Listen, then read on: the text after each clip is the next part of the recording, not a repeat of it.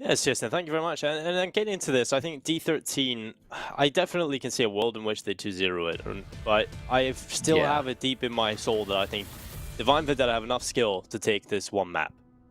I kind of felt like, I mean, the reason I said 2-1 that is going to go all the way to the final map, because I was 100% sure the Divine Vendetta would pick Nuke first and they'd win that map.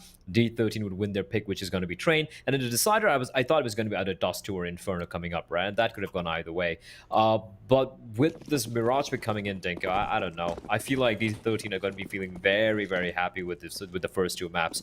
And I have to agree with Jason and Mitch. I think it will be a 2-0 here. I don't see any reason why not. And it's going to be a very tasty revenge matchup. So look at this. Look at this setup, though. But Tyke opens it up with a Glock battle in Underpass, and Raid is going to come out on top, avenging his captain. That's a very, very interesting setup coming out from CD so early in the game. Well, Raid taking down Havoc, Pokemon coming back in with a Glock as well. Now 2 versus 3, now just Davdov left alone in the world. 1 versus 3 with a Glock back in the ramp. He's still got all of his utility available as well, so you can see this round just didn't go well at all for him. Divine Vendetta just get absolutely stomped out by Raid. That's the start that D13 would be looking for. Big individual statement coming through. I like that. I love that from D13. 3 players pushing him underpass and a pistol round. That's gonna, like, okay, let's look at the options you have available on the pistol round as a tease, right? There are obviously many avenues available, but one of the most common ones that you want to get that mid control, you want to go for maybe an A wrap coming in. So unless it's going to be like a YOLO B push, just for all 5 players running down mid, that particular setup, having 3 players underpass, can really cut off a lot of. You can gather a lot of information. It's a B push. You have 3 players on underpass ready to get the flank in. It's an A split, which is what they were planning for right now. They get shut down immediately, right? And then if it is going to be an A hit, the rotation's right there. The 3 players underpass can just come up towards connector and shut it down. And is it a high-risk play? Yes, it is. But if you have 3 players there, that's really putting the odds in your favor. I like it. I like that from D13. They played the numbers, they played the percentages, and of course, Mr. Raid opening it up with a nice 3K. I feel like Raid is so not underrated, but he gets overshadowed by Score and Annihilation because of how sick those 2 players are. But he's definitely a player to watch for me as well. I'll get back to a point that I've had in my head for a little while now for this team, and while Mr. Cat fully blinded, spraying away, Tamir able to assist, and now the spray comes through, and there it is. It's just Davdov left alone in the world. 2 HP left to his name, and P250 starting to rattle away. Annihilation with the headshot. And I feel like there's a comparison to be made between Mongolia and Denmark in terms of their regions. So in Denmark, obviously, there's so much talent, so many young players coming through all of the time. I think it's quite similar here for Mongolia in this region. And this team kind of remind me of that old Fragsters team and North Academy. You know, just these players in the team where you see the 2 stars, Annihilation and Score, right? Because they're in the positions, you see them as the star players. And obviously they have that undeniable talent. But I feel like there's some underlying players, like you said, Raid's definitely one of those. So I think this could be one of those similar scenarios where Raid is often overshadowed, and people don't really look at him as the potential star, but he could go on, once he gets a little bit of space in the future, be one of the best players. So definitely see so much potential with this team. Yeah, and it's not just these guys. Like, if you go down a little bit more towards the lower end of the Mongolian scene, there are a number of players out there who are Annihilation. Oh, he just likes going for these spikes, doesn't he? It shouldn't be though. Oh, that I'm not a big fan of. That was unnecessary from Raid there. He could just hellland back. His teammates are there. His Deagles are doing so much damage, Dinko. The fight at mid, it's an absolute massacre. Both sides. Raid down to 45 HP. Tamir on 12. Davdov needs 3 bullets. It doesn't even have to be headshots. That's 3 bullets. And he's on 100 HP. He's got a Kevlar as well. And that aggression from D13 not quite panning out. Annihilation being one of the main culprits there, and that's the problem. I think it's this particular round basically. Oh, is he gonna get? Oh, that's so awkward. Davdov nearly makes it work. Tamir luckily gets rid of him, takes the M4A4, but that round definitely could have gone in favor of Divine Vendetta. It was okay. So that round was a perfect example of why Asian Counter-Strike makes me lose my hair, where it's like, listen, It's just deagles. They haven't even gone for the full purchase. You're aware, if you don't know they have rifles, why are you so frag hungry? That's annihilation right there. He goes, he keeps on peeking again and again and again and again and again, and finally runs out of bullets. And one would imagine, okay, he's out of bullets right now. Maybe he's gonna just use some cover because they don't have any utility to reload his weapon, wait for his teammates to peek out. No, he takes his USB out, Dingo, with 3 T's looking his direction with the deagle, and he just, ugh. At least I have you to give me company in my dark times. Yeah, we give rocking chairs together, going into insanity, looking out the window. At least you had a window. And what, Mr. Cap? Oh, that is quick from Tyke. Nice headshot. That does pull the round back into a doable position, albeit unlikely now with Score finding the follow-up kill onto Pokemon. 2-man advantage in play for D13 yet again. Tyke looking to be the linchpin. He's going to go down to annihilation. Now it's just Davdov up in the apartments, leaving behind this wall most likely as he heads back in the middle. Just in front of him, Tamir waiting with the M4. He had his knife out it seems, so wasn't quite prepared. But 4-0 anyway. Score gets the 2 kills and annihilation with the 3k, so that's a good start from the 2 players you want to keep an eye on here for D13. A little bit disappointing for Divine Vendetta, honestly, coming into their first gun round. They didn't really ever look like they were going to compete. Yeah. Oh, that's unfortunate. The number of times you die in that angle, though, like, because you can't see anything, right? But it's a tiny little slur with the AWP can spot, especially Annihilation. Yeah, we might be critical of some of his decision making, but one thing we can't criticize is how goddamn good he is at wielding those scoped weapons. 4-0 for D13. And yeah, for those of you just tuning in, looking at the map and be like, yeah, all right, it's fine, it's D13's map. Like, it's not. It's Divine Vendetta picking Mirage, one of the more interesting decisions I've seen in the map bans we've seen so far. And let's be real, Dinko, like if you look at most of the map vetoes in all the games we've seen here, even against teams whose map vetoes we're not too aware of, not many has caught us with surprise, right? The D13 pick on Vertigo yesterday was something where we're like, okay, they maybe have something in store for us, and they definitely did. They looked very good on it. But this Mirage pick, I mean, especially against these Asian teams, it's something that many a team better than Divine Vendetta internationally have learned the harsh lesson over the years, that you don't want to pick Mirage against some of these Asian teams. But what they're going to do here is just feed a couple of kills. Havoc with the Deagle, making it a little bit more expensive at D13, but Annihilation, he is very, very handy with it all. 9-1 for Annihilation. 9 kills in 5 rounds. Not a bad start at all for the star player. No, this is impressive, and this is exactly why I can understand the fear of Mirage coming in as the pick for Divine Vendetta.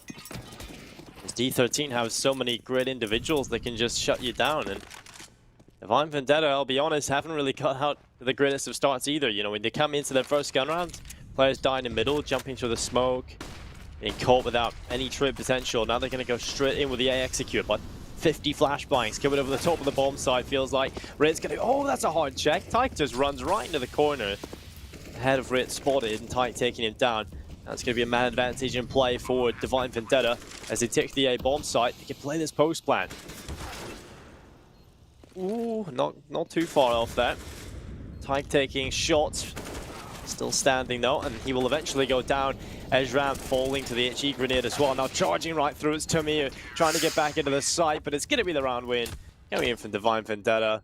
Pretty crazy round overall. 1 HP for Pokemon. They're very lucky to stay alive. That angle, the player, who was it playing on that bomb side? Was it Ray or a Score? I forget. When he was like just hiding inside of the ninja. And when he's just like swatting towards Palace right there, it's kind of easy to get spotted out by the player just pushed up towards the corner. So I would have liked it if it actually played the edge of the smoke and to just hunker down the corner, because that corner is going to get checked or naded or pre-fired or something. But still, early days, 5-1 for D13. The problem is, despite being 5-0 up initially, they lost so many players in a couple of those rounds, especially the one against Deagles, that they will have to, well, use up whatever the money they had in the war chest to eke out this buy. It's a good buy. They have the AWP in the hands of Annihilation. They have a decent chunk of utility as well. But one thing which is very evident in its absence, Denko, is the lack of a diffuse kit. Not a single player with a defuse kit, and that could come and bite them in the butt here. But Divine Vendetta, they find success in the A bomb site. Immediately, they should be just going for the defaults here, not really going for the same thing again. And one thing you got to point. Ooh, lucky there. But Davdov, he's going to go out for the peak, and a trade comes in from Raid, finds a double. Was that? Do you think that was necessary? Like, you lose a teammate. I know you want the trade, but the wide swing, I don't know. I'm not too convinced with that from Davdov. I think potentially feeling like he has to be the player to get off to a good start here for Divine Vendetta. He almost feels like the mantle falls to him. He has been a very impactful player for them. And you see some players like that. I think, especially in these situations where you're off to such a bad start, you haven't been able to get anything going for you. A player that has a lot of self-confidence and also a lot of responsibility in the team in terms of being the AWPer, right? You're using the most expensive weapon, you feel that pressure, you have to deliver with it.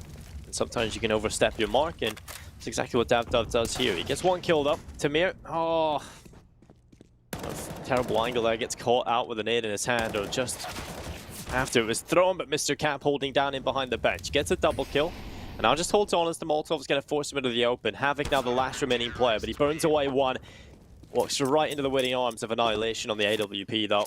It's the 6th round for D13. They do an extremely good job at just instantly smothering any potential momentum that Divine Vendetta may be able to pick up after their first round win. And it's kind of a poor sign to me, Blair, that the round win that Divine Vendetta managed to get is just a straight up A hit. You know, catching them off with a pace, the flashbangs, taking the side, getting that opening kill. It's not exactly sustainable. And even in that round win, they only kept 2 players alive.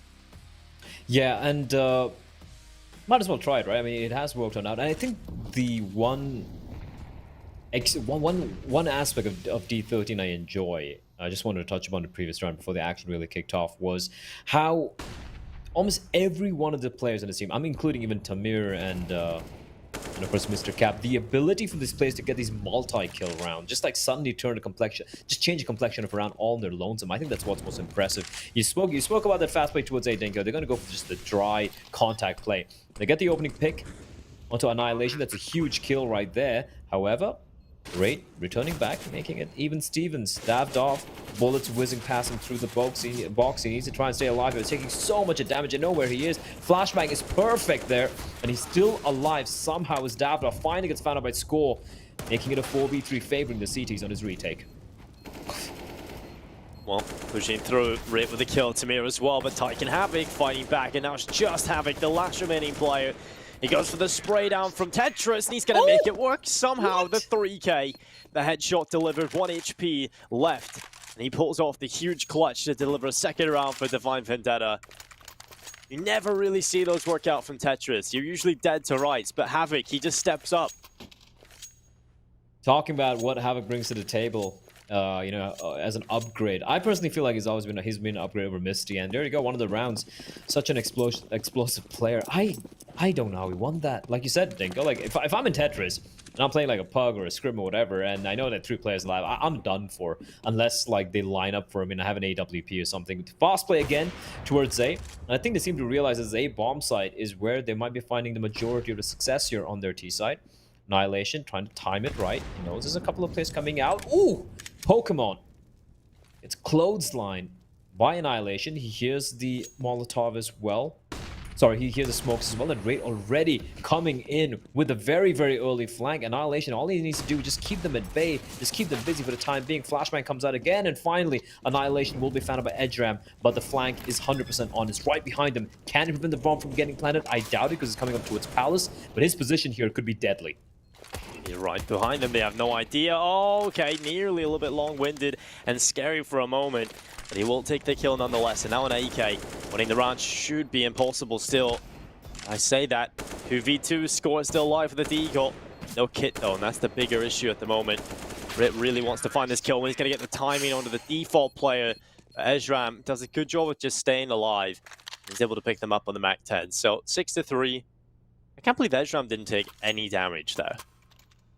I think he played at perfection. He didn't show his head at all. We know what these guys can do with an AK-47, and he's played the fact that he had a MAC-10, and he kept running and gunning. They knew the aim punch would be a problem, And still a very expensive round, though, for Divine Vendetta. But have an opportunity to get to 4 rounds. Considering how dire it looked at one point, this is looking pretty solid. Another fast break towards A. Another headshot coming in for... They're so good with their aim, Dinko. I'm so jealous.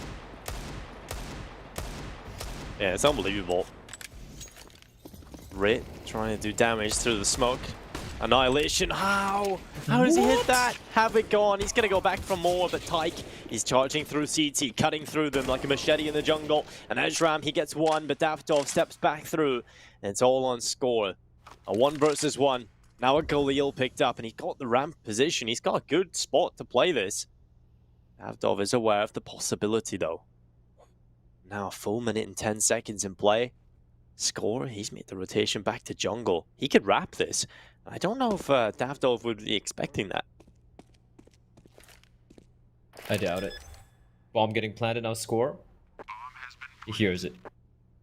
Oh, he's not sure. Oh no, he's not sure. He thought it's actually walked all the way towards B.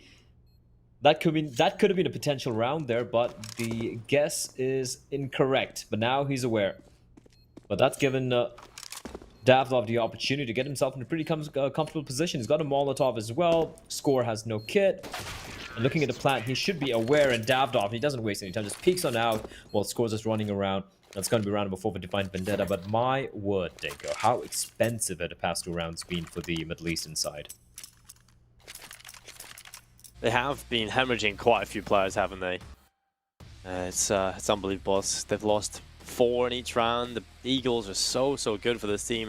And that's such a bad sign for Divine Vendetta moving forward, that they can't even win these rounds cleanly. The gun rounds have not been pretty either. That's what you get when you get so much individual skill on one server. You just get to see crazy back and forth ability on the pistols. These rifle rounds, so they're quick from Divine Vendetta. They seem to think this is the way to go up against D13, try and get in their face early on and take these fights, and that's exactly what's going to work for Tyke. Mac 10 delivering death to Mr. Cap, and now Tamir over the top of the van, catches out Pokemon, but bullets will sprinkle on through that smoke. Rit's position could be huge, and Edgeram somehow winning the battle. Annihilation gets 1 kill on the AWP. He's searching for another. He wants to collect this, and well, spots Ezram so quick, but can't land the shot. Now he waits for just a little overextension from Tyke, perhaps. Now Score moving through short, catches one. Not able to follow up. Ezram has been pretty solid so far. Very important kills coming his way. Annihilation now into a 1 versus 2 retake of this B-bomb side. No kit and only the AWP. He's going to fall. Tyke gets rid of him. That's a better round from Divine Vendetta, but they still lose 3 players. Considering we're just under 4 rounds, I guess Divine Vendetta, yeah, the money's still looking very grim, but D13. The past 3 rounds, they bought only 1, and the next round's going to be another buy. I like the switch up from Divine Vendetta. They knew their money was very low. They had a Mac 10s. They just come charging out into the B bombs and amidst all the chaos. And also a couple of missed, I wouldn't say missed shots per se for D13, but a couple of kills which should have 100% been theirs, like Rate getting out-aimed there. Score as well, getting taken out a little bit early. So kudos to Divine Vendetta for making it work. This was, what, 5-0? 6-1? Favoring D13, but suddenly, it's suddenly been flipped on its head. Divine Vendetta now with a very good chance. And hopefully, they win this round without losing too many players, at least keeping 4 players alive here. They have the AKs, they have the AWP out now in the hands of Mr. Daftov. Something we haven't seen that often so far in this half. And a very good chance to tie things up 6-all. They have finally stopped the streak from D13, and not just that, they've kind of mounted a little streak of their own. And the majority of the success, Dinko, it's coming from the A bomb site. Then they found the 1 round over here towards B, and then they slow things down up again. They're going to go for the default setup, just waiting for any aggression from the CTs. They know it's going to be an eco, and should be comfortable around here. Annihilation gets spotted out. Havoc is not going to miss those.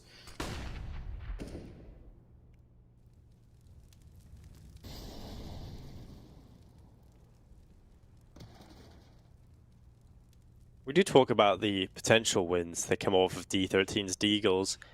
Feels like we've seen them on far too many Deagles in this map so far, and unfortunately haven't really been able to win the rounds. Luckily, Divine Vendetta have been picking them up. They have an opportunity to try and recover this economy, but they might just hemorrhage a few more players. Pokemon takes 1, Tamir. CZ75 is good for 1 before he goes down. Now 4 versus 2. Under 50 seconds in play. Divine Vendetta finish on the B-bomb side. Mr. Cap and Ritwell, they're currently sitting here looking to try and dish out some damage on the pistol. Springing into the open is Mr. Cap, who actually drops the bomb. Now Rit just in the ninja corner. They should be checking this. At least they're even spamming it through the smokes. They know there's a possibility that he could be here. And well, that's the way to clear that play.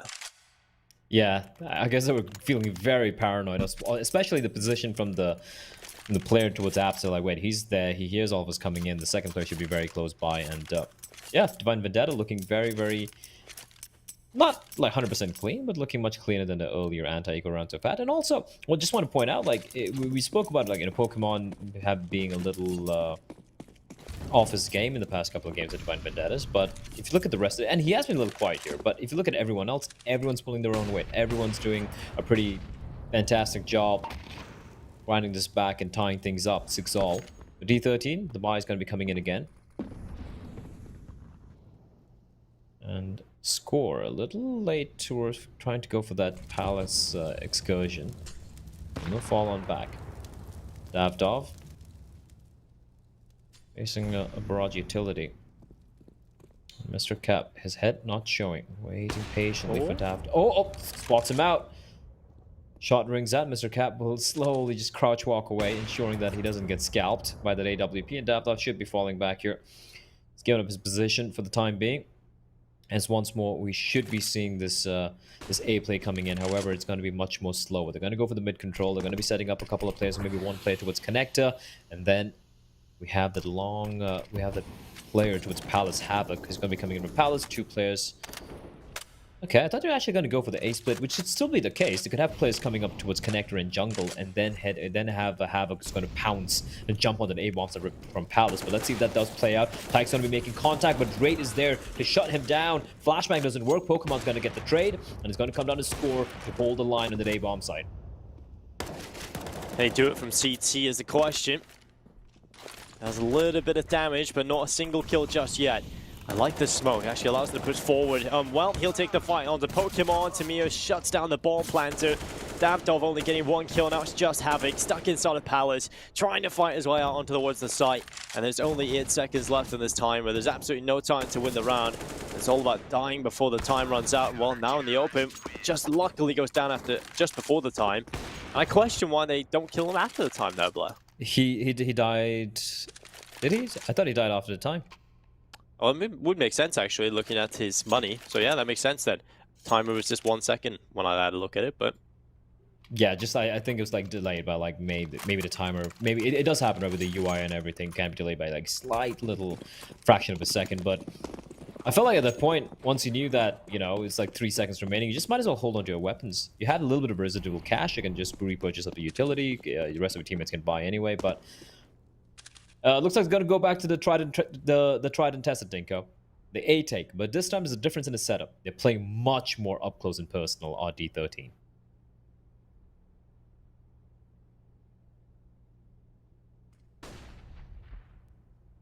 Now the push from Divine Vendetta is at the ready.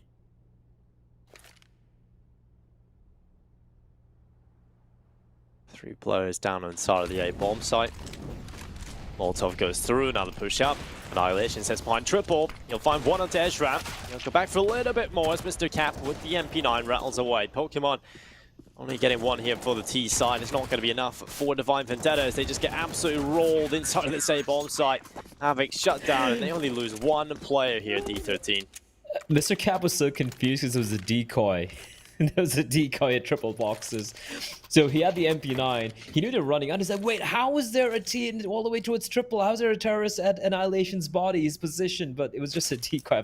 I've never actually seen a decoy working out in that fashion. Probably just thrown in randomly by Divine Vendetta, and it almost could have netted in the round. He was confused there. If he got the kill onto him and killed the player towards Palace, that could have worked out. But, well... D13, they hold on. They keep most of their players alive as well. Final round coming into the first half. They have all the guns, and for Divine Vendetta, it's just the Deagles. But we've seen what these guys can do with just the Deagles. One of the scarier teams to face off against if you're not going to give them respect and go for these individual duels. should be a 9-6 scoreline. And to be honest, I think it's fairly even, Dinko. I think Divine Vendetta, well, obviously they're going to be a little bit more disappointed considering it's their map pick, but 6 rounds, that's quite a bit to work with as long as the CD side matches up to the level they were able to strike in some of the rounds you've seen from Divine Vendetta on the T side here.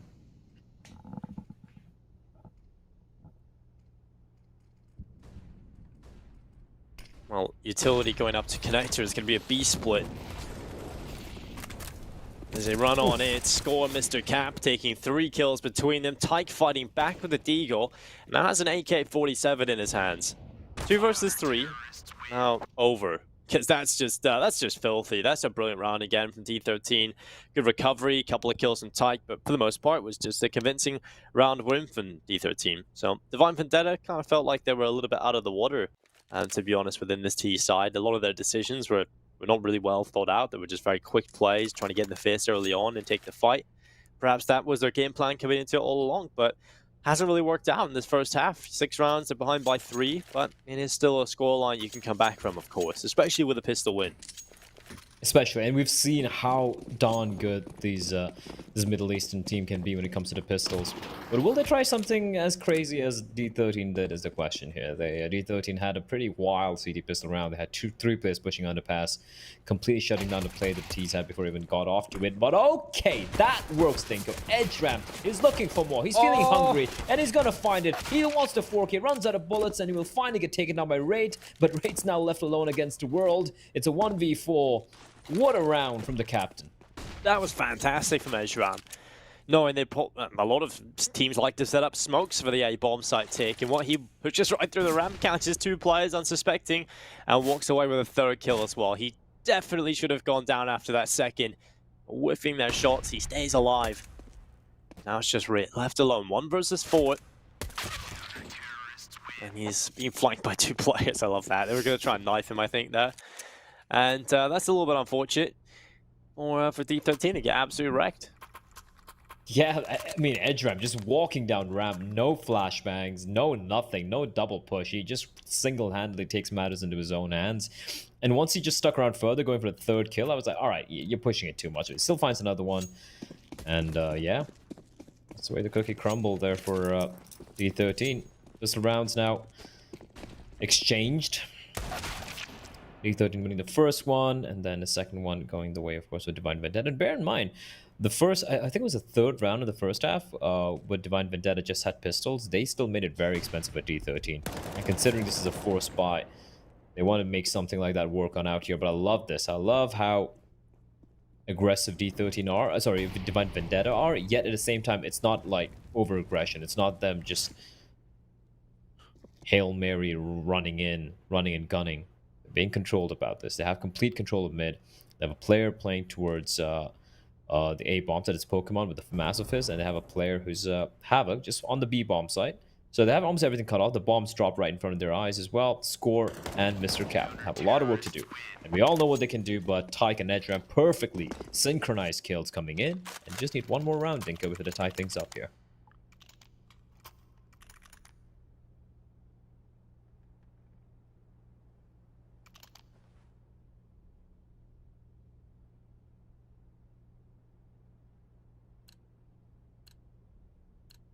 Well, Divine Vendetta, prime opportunity. They shouldn't be losing to 1 Deagle on a P250 and 3 Glocks. So this should be a 9th round on the board for Divine Vendetta. They're going to move forward. It's Havoc up towards middle, catching out Annihilation. They continue, loving the eco frags, and now caught in the open. He runs out of ammo.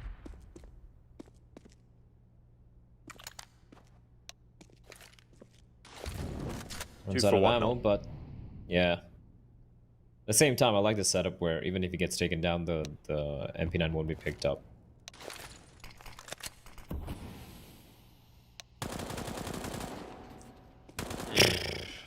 Well, Score, not really having a great time. He's going to go back for a little bit more. Tamir's definitely trying to jump up over the chair to see if he can spot anything here, but Tyke runs out of ammo, switches to the Deagle. This is getting a bit awkward now, Tyke. He's luckily going to have Edgeram to back him up with a double kill. And it's 9-9. We're evened up. And D13, they've got the money. they could buy up again. So this is the real test for Divine Vendetta, their first test in this second half. You got to also understand how how the start of this game was.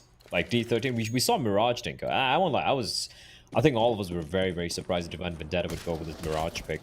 And if you looked at the first 7-8 rounds of this game, you'd be like, yeah, you know, it's all going wrong, but they show quite a bit of tenacity, especially that A bombs had been quite a problem indeed for the CTs. What is Tamir doing there? What is going on? That's the easiest free kill I've seen in a while. I could have probably got that kill. That's saying something. Yeah, I think even Mitch could get that kill.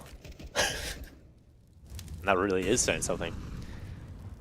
And now score into connector. Stand behind the smoke. I mean, this position, at least they have good positioning. They've got a little bit of map control to play with. It would be horrible if they didn't have this, at least. So they can still work with this round. The issue is now Pokemon's all the way in towards a ramp. They'll have to try and flush him out of that position. Avdov just kind of jump spotting down towards the side, but he's gone back to CT now. Ezram holding passively back in jungle. Get to one, get a look for another, but Rit will get rid of him in reply on the AK. Now 4 versus 3, they've still got to deal with Pokemon. He's done such a good job, but Davdov, he peeks up towards Ticket Box and he goes down quickly. He doesn't get anything for his work, but Tyke luckily doing work, and he gets the double. That's a triple kill overall for him in the round, 10-9. And it's the lead for Divine Vendetta here on Mirage. For the very first time as well. This has been D13 kind of falling apart here.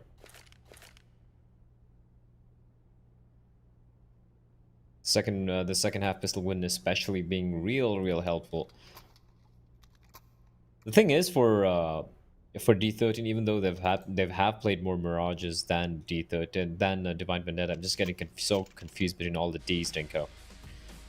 That sounded terrible now that I've said it. But if you look at the wins and losses they've had in Mirage, it's been a mixed bag. Like if you go back to the previous RMR, they beat Tyloo.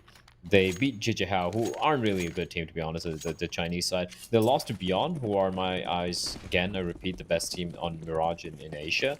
And if you look at the Weibo Cup and this event as well, they have looked very mortal on Mirage. They lost to Invictus, they lost to BTRG of all teams. They've also lost to Lucid Dream convincingly, 16-6. So Mirage isn't really the strong point. It's just that I felt like that's also brilliant, by the way. Just the MP9 and the aggression from the CTs, just catching D13 off guard. But yeah, for Divine Vendetta, like, you might put in all the prep work in the world, but prep work doesn't usually, mean it's gonna work or not, because you don't have that experience playing this map at the highest levels, because you really haven't played it that much. But it looks like they have the protocols set. They know how to approach this. They seem to have a very good read on what D13 like to do. Consistent aggression. Controlled aggression as well, which is one thing I enjoy. The double peak comes in as well. Love it. Pokemon falls with Edge Ram with instant trade. 11-9. And a good thing for Divine Vendetta, they're not just winning the rounds, they're keeping a number of players alive, and the money is starting to burgeon out of control.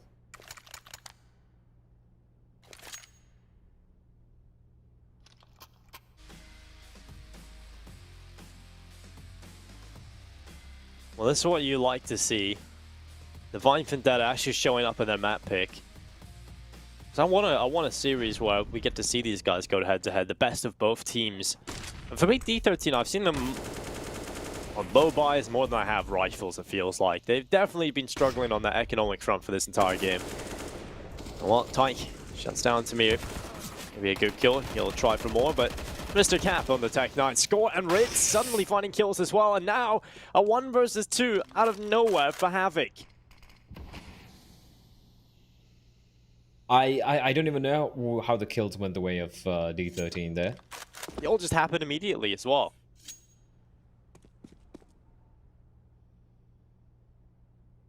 Well, that's the crazy stuff that can be pulled off by a team with this much skill.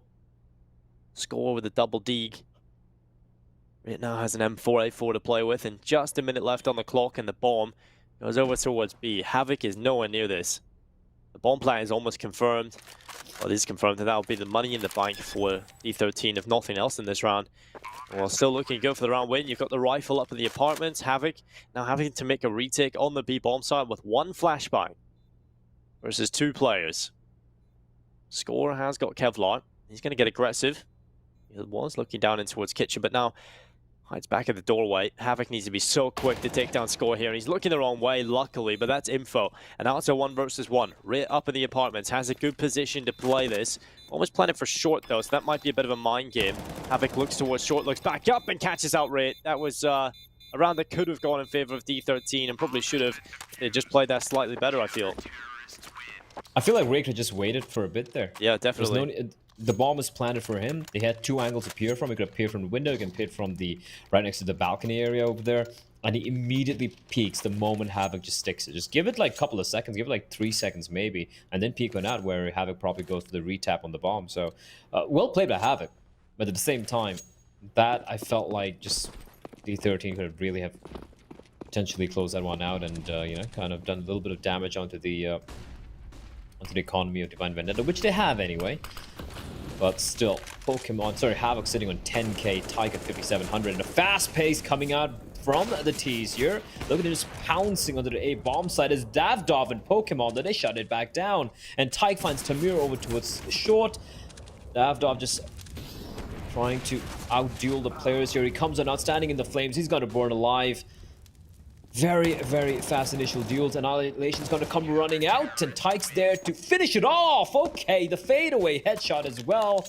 I think he would have been a little surprised with the way the final kill came through, but 13-9. Pace, early aggression from D13, and Divine Vendetta, they answer back in style.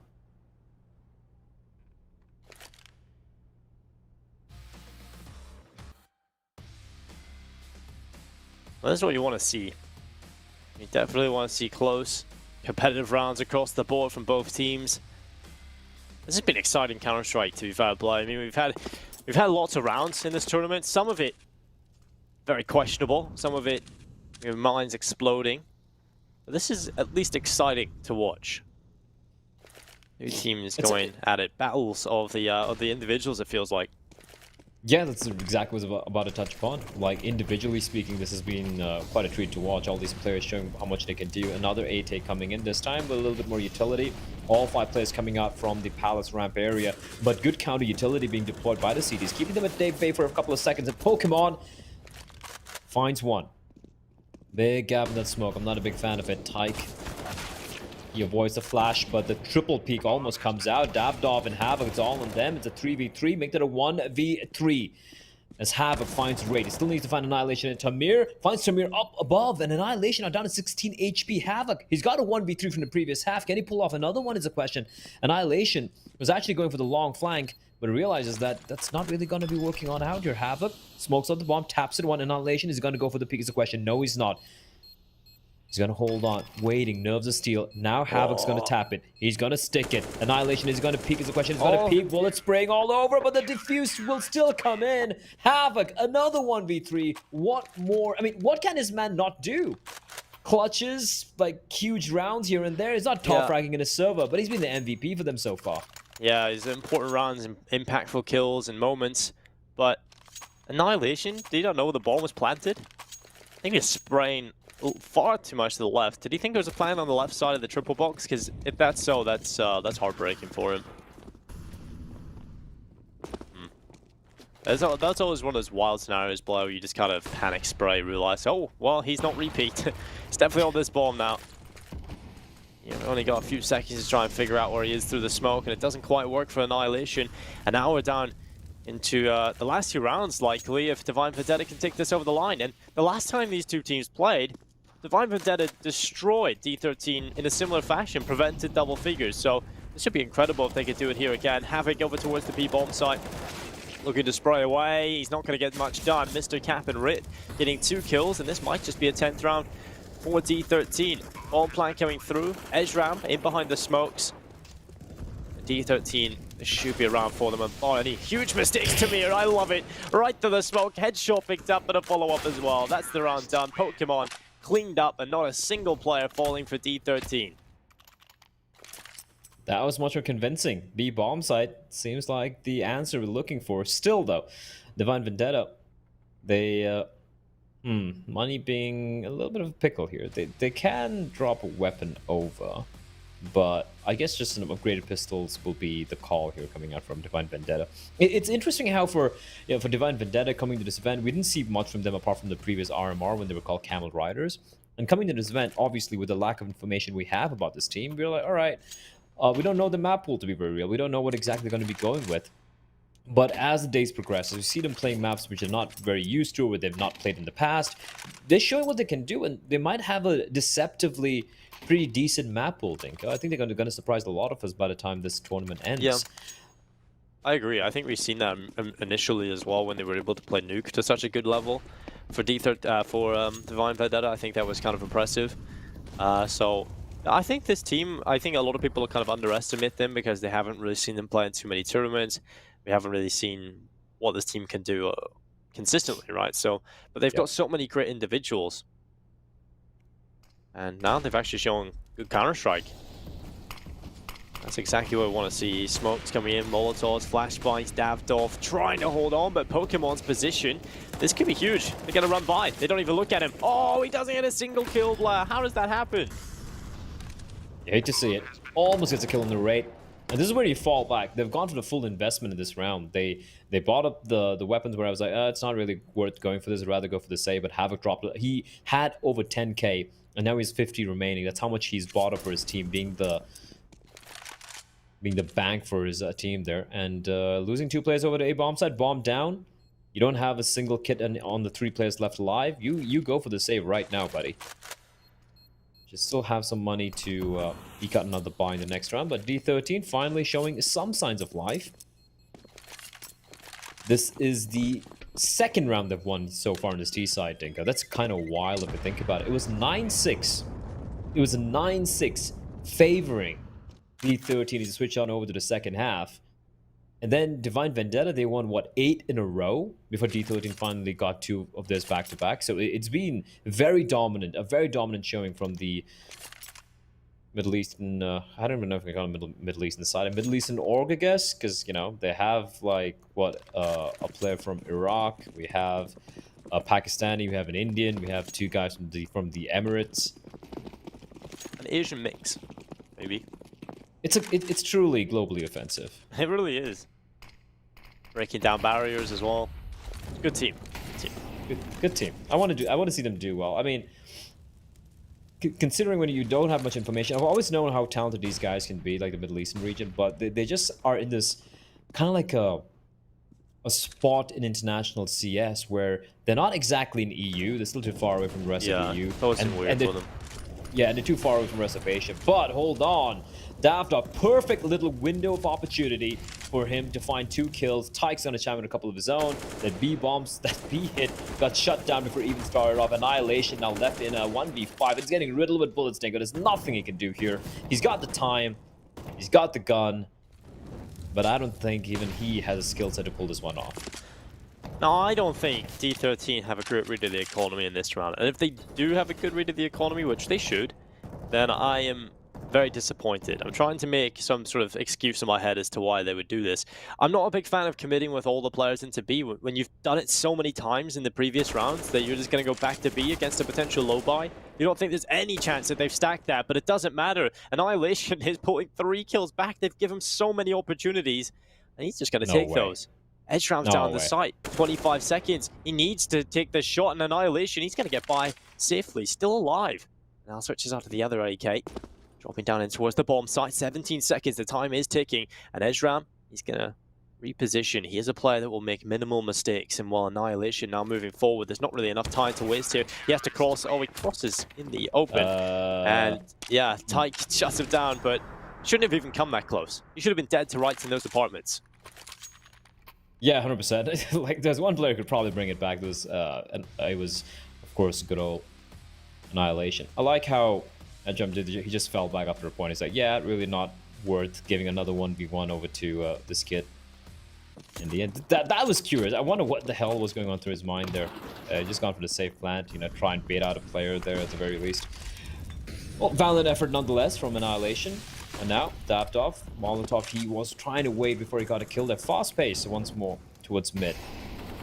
Raid's going to be up towards Cat. We have two players down towards mid as well.